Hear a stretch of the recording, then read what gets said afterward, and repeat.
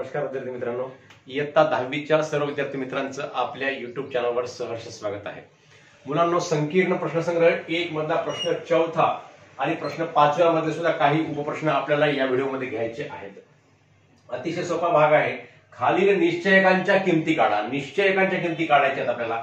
निश्चयक म्हणजे काय? या दोन उभ्या रेषांमध्ये जे आपण इथे 4 अंक दाखवले त्या 4 अंकांना हे दोन स्तंभ म्हणतात बेटा। हा पहिला स्तंभ झाला आणि हा दुसरा स्तंभ झाला। म्हणजेच उभे अंक एका खाली एक जे लिहिलेले त्यांना म्हणायचं पहिला स्तंभ आणि हा झाला दुसऱ्या स्तंभामध्ये 3 आणि 7 आहे, पहिल्या स्तंभामध्ये 4 आणि 2 आहे। या ठिकाणी पहिल्या स्तंभामध्ये 5 आणि ऋण 3 आहे आणि दुसऱ्या स्तंभामध्ये ऋण 2 आणि 1 आहे। या ठिकाणी पहिल्या स्तंभामध्ये 3 आणि 1 आहे आणि ऋण 1 आणि 4 दुसऱ्या स्तंभामध्ये आहेत। मग काय करायचं असते? निश्चयकाच्या किमती काढणं अतिशय सोपी बाब आहे, काही अवघड नाही। पहिल्या स्तंभामधला पहिला अंक आणि दुसऱ्या स्तंभामधला दुसरा अंक या दोघांचा तिरकस गुणाकार पहिल्यांदा करायचा आणि नंतर या दोघांच्या तिरकस गुणाकार झाल्यानंतर मध्ये वजाबाकीचं चिन्ह द्यायचं आणि दुसऱ्या स्तंभातला पहिला अंक आणि पहिल्या स्तंभातला दुसरा अंक यांचा तिरकस गुणाकार नंतर करायचा बेटा। लक्षामध्ये ठेवा, हाच गुणाकार पहिल्यांदा करा, अन्यथा आपली किंमत चुकून जाते, निश्चयकाची किंमत काढणं चुकून जाते।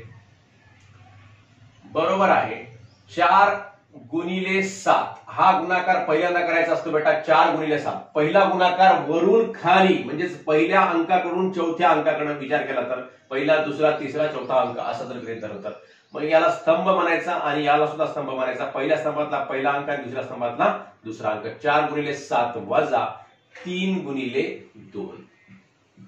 मग 4 गुणिले 7 किती होतात बेटा? 4 7 28 होतात, वजा 3 2 6 होतात। बरोबर आहे 28 वजा 6 बरोबर 22 ही याची किंमत आलेली आहे। खूप सोपं बाब आहे। पुढचा प्रश्न आहे, पहिल्या स्तंभातला पहिला अंक 5 आणि दुसऱ्या स्तंभातला दुसरा अंक यांचा गुणाकार पहिल्यांदा म्हणजेच 5 गुणिले 1 हा गुणाकार पहिल्यांदा वजा आता ऋण 2 गुणिले ऋण 3 ऋण 2 गुणिले ऋण 3 हा गुणाकार दुसऱ्यांदा आणि या दोन गुणाकारांच्या मध्ये वजाबाकीचं चिन्ह, काही अवघड नाही। 5 1 5 वजा 2 2 4 बेत्रिक 6 आणि ऋण ऋणचा गुणाकार किती होतो बेटा? धन होतो, म्हणजेच धन 6। म्हणजेच या कंसामध्ये किती येते? धन 6 येते, कंसाच्या बाहेर धन 6 आलं। म्हणजेच 5 वजा 6, 5 मधून 6 जात नाही, 6 मधून 5 काढला तर 6 मधून 5 काढलं तर 1 उरते आणि 6चं चिन्ह म्हणजेच मोठ्या संख्येचं चिन्ह ऋण 1 हे याचं उत्तर येते बेटा। तर तिसरी संख्या सांगितलेली आहे या ठिकाणी 3 आणि 1 आहे पहिल्या स्तंभामध्ये आणि दुसऱ्या स्तंभामध्ये ऋण 1 आणि 4 आहे। तर या निश्चयकाची किंमत काढताना सुद्धा 3 गुणिले 4 पहिला तिरकस गुणाकार आणि वजा दुसरा तिरकस गुणाकार काय राहील? मग ऋण 1 गुणिले 1। इथं बऱ्याच मुलांच्या चुका होऊन जातात, याला आपण तुम्ही कंस देत नाही, मग कंस न देण्यामुळे आपल्याला इथं ऋण ऋणचं धन होते हे आपणास कळत नाही बेटा। म्हणजेच 3 चोक किती या ठिकाणी 12 झालेला आहे, वजाला वजा हे वजा इथं घेतलं आणि ऋण 1 गुणिले धन 1 धन आणि ऋणचा गुणाकार काय होतो? ऋण होतो। म्हणजेच इथं काय येते? ऋण 1 येते। ऋण 1 हे असं एकत्र लिहायचं नसते, याला कंस द्यायचा असतो बेटा। म्हणजेच आपण या ठिकाणी 12 ला 12 घ्यायचं आणि या ऋण 1 चा आणि या ऋणचा काय होते? गुणाकार होतो। ऋण ऋणचं काय होते? मग धन होते बेटा। 12 अधिक 1 बरोबर आहे 13 हे उत्तर आलेलं आहे। अशा प्रकारे आपण निश्चयकाच्या किमती काढलेल्या आहेत, तुम्हाला सुद्धा काढता येते। अतिशय सोप्या प्रकारे आपण काढू शकतो। हे अशा प्रकारचे प्रश्न 1 गुणासाठी किंवा 2 गुणासाठी परीक्षेमध्ये हमखास विचारले जातात। फुकटचे मार्क आहेत बेटा, खूप सोपी बाब आहे। फक्त लक्षामध्ये ठेवायचा पहिला तिरकस गुणाकार असा असतो खाली आणि दुसरा तिरकस गुणाकार दुसऱ्या स्तंभातला पहिला अंक आणि पहिल्या स्तंभातला दुसरा अंक असा असतो। हे करायचं आणि दोघांच्या मध्ये वजाबाकीचं चिन्ह द्यायला विसरायचं नाही आणि अशा प्रकारे उत्तर काढू शकतो। तर लगेच आपण प्रश्न 5व्या मधले काही गणित सोडवूया। तर मुलांनो, 5वा प्रश्न आहे, खालील एक सामायिक समीकरणे क्रेमरच्या पद्धतीने सोडवा। क्रेमरची पद्धत म्हणजे काय? जसं आपण आताच प्रश्न 4थ्या मध्ये निश्चयकाच्या किमती काढल्या होत्या बाळांनो, तशाच प्रकारे निश्चयकाच्या किमती काढायच्या असतात आणि dx व dy यांच्या किमती काढायच्या असतात आणि dx व dy च्या आधारे किमतीच्या आधारे आपल्याला एक सूत्र आहे x बरोबर dx भागिले d आणि y बरोबर dy भागिले d। या सूत्राच्या आधारे आपल्याला या समीकरणांची उकल काढायची असते। अतिशय सोपी बाब आहे बेटा। पहिल्यांदा काय करायचे? दोन्ही समीकरण एका खाली एक लिहून घ्यायचे। 6x वजा 3y बरोबर ऋण 10 हे झालं समीकरण क्रमांक 1 आणि 3x अधिक 5y बरोबर आहे. आता वजा 8 जे सांगितलं बेटा, म्हणजे या समीकरणाला ax अधिक by बरोबर c या रूपामध्ये लिहायचं बेटा. म्हणजेच एक्स वाय हे बरोबरी चिन्हाच्या अलीकडे आलं पाहिजे आणि बरोबरी चिन्हाच्या पलीकडे स्थिर पद असलं पाहिजे बेटा. या रूपामध्ये लिहून घ्यायचं आठवणीनं, आणि या रूपामध्ये जर लिहिलं नाही तर आपलं गणित चुकून जाते. मग 1 आणि 2 क्रमांक द्यायचा याला. मग आता काय करायचं, डी ची किंमत काढायची बेटा. डी ची किंमत कशी काढायची बेटा, लक्षामध्ये ठेवा. आता या ठिकाणी हे जे दोन समीकरण आपण मांडलेले आहेत, या दोन समीकरणामध्ये इकडं x चा सहगुणक 6 आहे, y चा सहगुणक ऋण 3 आहे पहिल्या समीकरणात, आणि ऋण 10 हे स्थिर पद आहे. मग हे पहिला स्तंभ झाला बेटा, हा दुसरा स्तंभ झाला. लक्षामध्ये ठेवा, मी बारीक अंक काढत आहे. आणि हा झाला तिसरा स्तंभ. लक्षामध्ये ठेवायचं, हा पहिला दुसरा तिसरा स्तंभ असा उभा स्तंभ असतो. मग डी ची किंमत काढताना पहिला आणि दुसरा स्तंभ विचारात घ्यायचा. म्हणजेच याला म्हणतात 12 म्हणतात बेटा. लक्षामध्ये ठेवा, काय 12, 32 आणि 13 हे प्रमाण लक्षामध्ये ठेवायचं. 12, 32 आणि 13 म्हणजे काय आहे 12, 32, 13. 12 म्हणजे 1 आणि 2. पहिल्यांदा डी ची किंमत काढताना पहिला स्तंभ आणि दुसरा स्तंभ यांचेच सहगुणक आपण लक्षामध्ये घ्यायचे, विचारात घ्यायचे. म्हणजेच x चा सहगुणक 6 आहे आणि या खालच्या x चा सहगुणक 3 आहे बेटा. y चा सहगुणक ऋण 3 आहे आणि y चा खालच्या सहगुणक 5 आहे. मग डी ची किंमत काय होते बेटा, निश्चयकाची किंमत म्हणजे 6 गुणिले 5. जसा आपण तिरकस गुणाकार आत्ताच केला, याला 6 गुणिले 5 असं करूयात, वजा ऋण 3 गुणिले 3, ऋण 3 गुणिले 3 बरोबर आहे. 6 गुणिले 5 किती बेटा 30, आणि हे वजाला वजा आणि 3 त्रिक किती वजा 9. म्हणजेच हे वजा 9 झालं, आणि वजा आणि अधिक ऋण काय झालं, अधिक झालं. किंवा मग आपण एक पायरी वाढूया, म्हणजे तुम्हाला समजेल चांगलं. कंसामध्ये ऋण 3 गुणिले 3 काय होते, ऋण 9 होते. बरोबर आहे. 30 अधिक 9 बेटा. 30 ऋण ऋणचा गुणाकार काय झाला, अधिक झाला. 30 अधिक 9 बरोबर आहे. उत्तर किती आलं, मग डी ची किंमत आली 39 आली बेटा. पुढची किंमत काढायची dx ची. dx आणि dy. मग dx काढताना जसं आपण हे 12 गृहीत धरलं, आता धरायचं 32. 32 म्हणजे तिसरा स्तंभ आणि दुसरा स्तंभ. तिसऱ्या स्तंभातले सहगुणक अगोदर घ्यायचे. ऋण 10 आणि खाली 8 घ्यायचं बेटा. ऋण 10 वर आणि खाली 8. आणि 2 म्हणजे 32 मधलं 3 घेतला आपण आता दुसरा, म्हणजेच ऋण 3 आणि 5 हे परत घ्यायचे या ठिकाणी. ऋण 3 आणि 5. आता याच्यामध्ये सुद्धा तिरकस गुणाकार करायचा. ऋण 10चा आणि 5चा. ऋण 10 गुणिले 5 पहिल्यांदा तिरकस गुणाकार, आणि नंतर काय करायचं, वजा. नंतर वजा करायचं आणि ऋण 3 गुणिले 8 करायचं. ऋण 3 गुणिले 8. मग आता याची किंमत काय होते बेटा, ऋण 10 गुणिले 5 काय होतात, 10 5 50, म्हणजेच ऋण 50, आणि वजाला वजा आणि 8 त्रिक किती ऋण 24 होतात बेटा. म्हणजेच 8 त्रिक 24, धन आणि ऋणाचा गुणाकार ऋण 24 बरोबर आहे. मग आता ऋण 50 ला ऋण 50 हे वजा वजा काय झालं बेटा, अधिक झालं. अधिक काय होते मग 24. मग ऋण 50 अधिक 24, मग 50 मधून 24 वजा करायचे आणि चिन्ह 50चं द्यायचं, म्हणजे मोठ्या संख्येचं द्यायचं. 10 मधून 4 गेले, किती राहिले बेटा 6 राहिले, आणि इथं राहिले 4. 4 मधून 2 गेले, 2 राहिले, आणि इथं चिन्ह द्यायचं ऋणाचं, म्हणजे ऋण 26 हे याचं उत्तर येते. आणि आता dy ची किंमत काढायची. dy बरोबर आहे. आता 12 झालं, 32 झालं, आता राहिलं 13.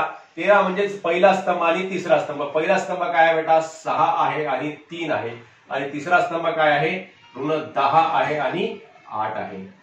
लक्षामध्ये ठेवा, हे 12 32 13 म्हणजेच पहिला स्तंभ दुसरा स्तंभ पहिल्यांदा, नंतर तिसरा स्तंभ दुसरा स्तंभ दुसऱ्यांदा, आणि तिसऱ्यांदा पहिला स्तंभ आणि तिसरा स्तंभ. म्हणजेच या आता या ठिकाणी तिरकस गुणाकार करायचा. मग आता 6चा आणि 8चा.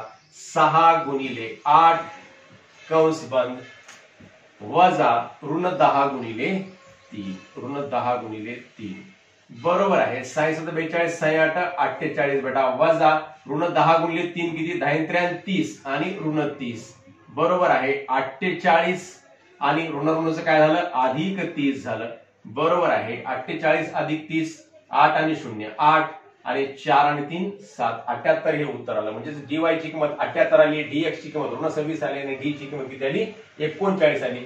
मग आता आपल्याला x ची किंमत काढण्यासाठी एक सूत्र आहे बेटा, लक्षात ठेवा. x बरोबर आहे dx छेद d. अतिशय सोपं सूत्र आहे, लक्षामध्ये ठेवायचं प्रत्येकानं. मग dx ची किंमत किती आहे बाळांनो, dx ची किंमत आहे ऋण 26 आणि d ची किंमत किती आहे 39 आहे। मग dx आणि d या दोन्ही संख्येला 13 ने भाग जातो, 13च्या पाड्यामध्ये 26 ही येते आणि 39 सुद्धा येते। 13 1 13, 13 दोन्ही 26 म्हणजेच ऋण 2 आणि 13 त्रिक 39 म्हणजेच 3 आलेला आहे। तशाच प्रकारे y ची किंमत काढायची dy भागिले d, dx भागिले d न x ची किंमत निघते आणि dy भागिले d न y ची किंमत निघते। मग dy किती आहे बेटा, dy आहे 78 आणि d किती आहे बेटा 39। मग 39 1 39, 39 दोन्ही 78 होतात। जरी तुम्हाला 39 चा पाडा आठवला गेला तर 13 1 13 26, 13 त्रिक 39, 13 5 5 13 सख 78, नंतर 3 1 3 आणि 3 दोन्ही 6 म्हणजेच 2/1 म्हणजेच 2 हे उत्तर येते बेटा।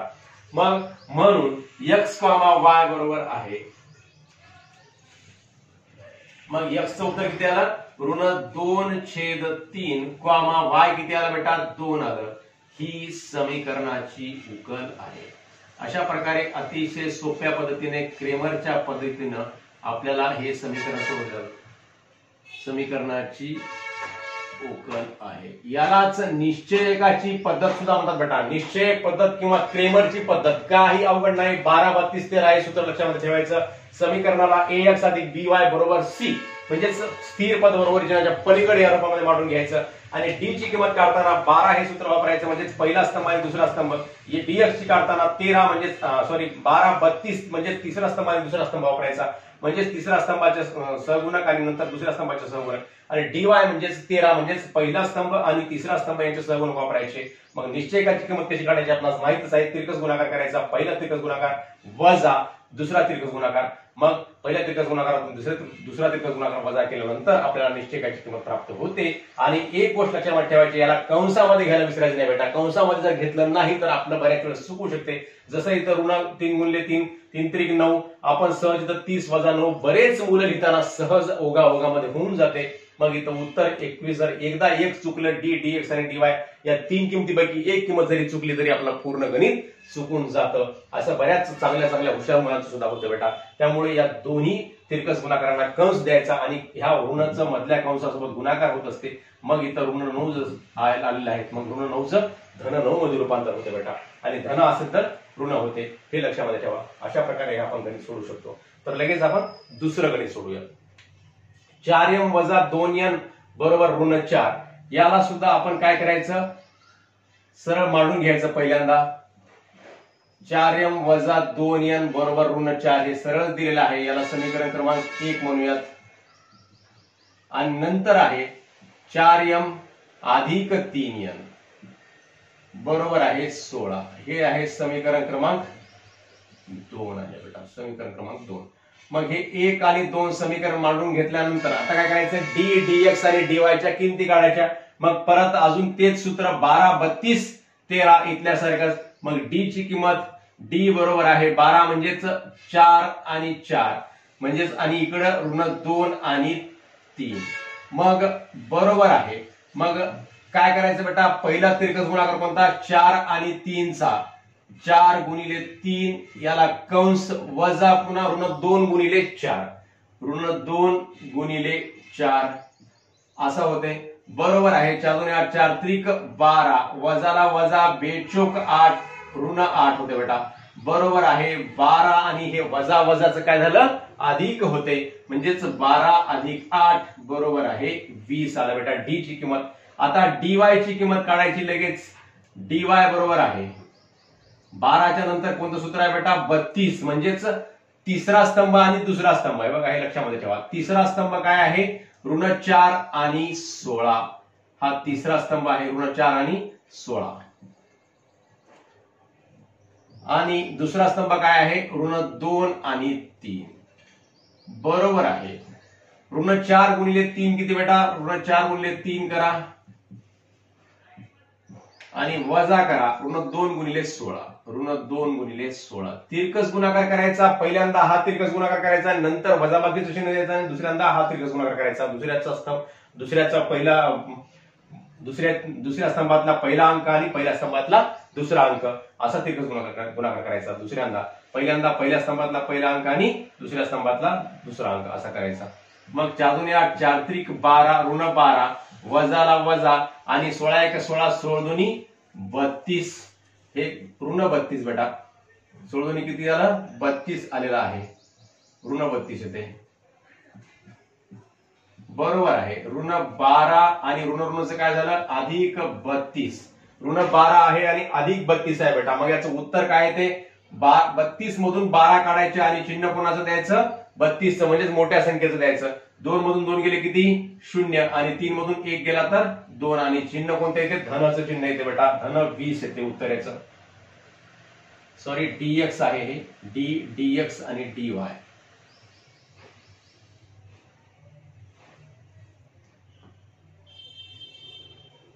मग dy काय येते? 13, म्हणजेच पहिला स्तंभ आणि तिसरा स्तंभ. पहिला स्तंभ काय आहे बेटा? 4 आणि 4 आहेत पहिल्या स्तंभामध्ये सगुणक, आणि तिसऱ्या स्तंभामध्ये काय आहेत? ऋण 4 आणि 16 आहेत.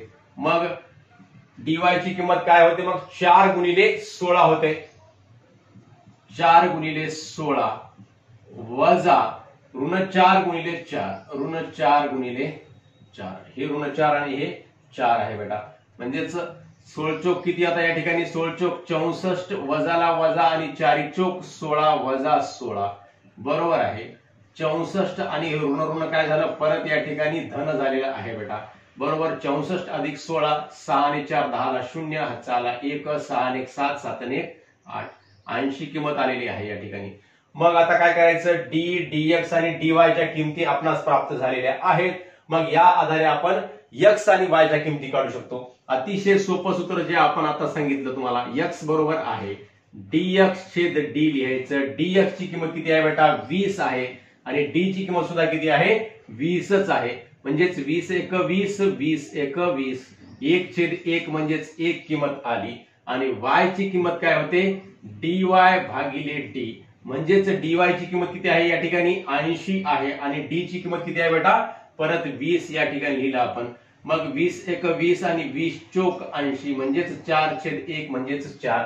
म्हणून x, y बरोबर आहे. x ची किंमत किती आहे बेटा? 1 आहे आणि y ची किती आहे? 4. ही दिलेल्या समीकरणाची उकल आहे. दिलेल्या समीकरणांची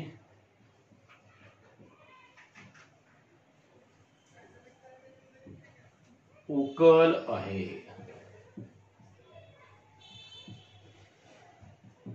अशा प्रकारे क्रेमरच्या पद्धतीने आपण या ठिकाणी 2 गणित सोडवलेले आहेत.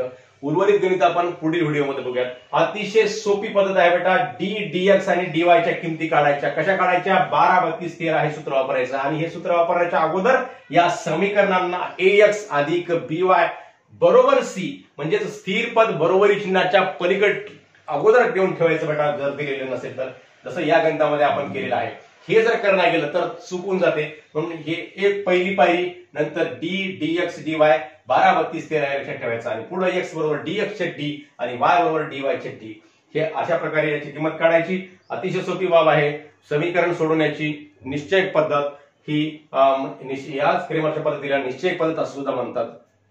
समीकरण सोडवण्याची निरसन पद्धत, आलेख पद्धत व निश्चयक पद्धत या 3 पद्धतीपैकी ही सर्वात सोपी पद्धत आहे. सहज कोणत्याही मुलाला या पद्धतीने आपल्याला समीकरण सोडवता येते बेटा. तर याच पद्धतीमधील उर्वरित 3 गणित आपण पुढील व्हिडिओमध्ये बघूया. तुम्हा सर्वांना हा व्हिडिओ समजला असल्यास नक्की आपल्या मित्रांना शेअर करा व व्हिडिओवर लाईक व कमेंट सुद्धा अवश्य करा. धन्यवाद.